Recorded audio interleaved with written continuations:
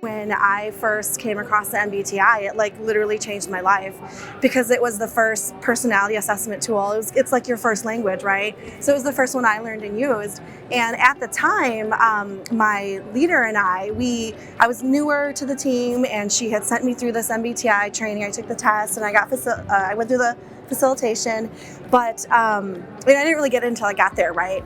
And out of this, what happened was we realized that we were different sensing types. She was sensing and I was intuition. And up prior to that, there had been a little bit of friction and tension in between us. And it was because she thought that all the questions that I was asking to look for the patterns to fit into my, N world, that I was questioning her and making her justify all these different things. And I really wasn't. And then I think it was as meaningful for the both of us when we got those results, because by that point in time, she knew what that meant, right? And I think that really helped her, and our relationship definitely did get better.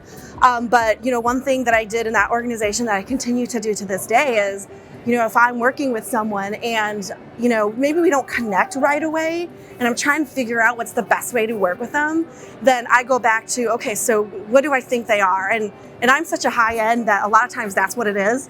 But, I'm also an extrovert. So if they're an introvert, then I go back and I think about, what are the different ways that extroverts could meet, introverts halfway. And I think of those different ways to help me, approach them and work with them and make it easier for them to work with me. I think it really was for team development, because it's my understanding that most of the org, or at least all the leadership for sure, had gone through it. And by the time I joined the org, then they had like little side facilitation sessions to bring in the new people as we came on board. So it was definitely created that language, that common language in the organization. Like, okay, so if you're one thing and the other person isn't, how do you meet them halfway? How do you connect with them? And I thought that was very helpful for me. I'm now with an organization where one of my colleagues also came from an organization that used the MBTI. So it's great because when we have conversations now, we're actually both N's. And so we talk about how that applies to our training and how we have create a training that's really centric to an N. Like, we try to lay down all these patterns first, and then we have to remember not to lose our S's. So, how do we bring them back into the fold?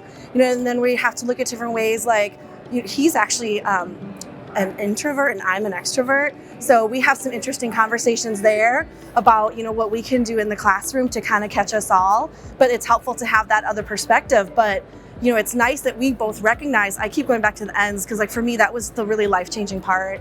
And, we both realize that, that's what we prefer. That's our preference. How do we help other people who maybe aren't there with us? As far as advice is concerned, for an organization, I think you have to think really long and hard about what you plan on using it for. So, I think I heard that, they don't even recommend using it for like recruiting. And I definitely wouldn't recommend that either. You still want to find the right people for your team, and then, how do you bring them on board and meet them halfway? But just think about what you really want out of it in order to justify using it. But I know that for me, it really created a language. And the thing of it is that if you're trying to figure out how to teach someone soft skills, which we all know that can be quite daunting, right? If you're trying to figure out how to teach someone that, this might be a good step in that direction of how do you create that common language, because that's the hardest part, right?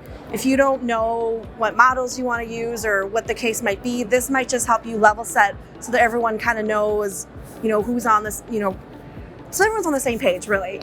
And so I think it could really be used to help bring people together who maybe didn't realize that they were so far apart or why they were so far apart, because really just understanding it is kind of that first step, right? And then applying it to yourself, and then, okay, how can I now help, others?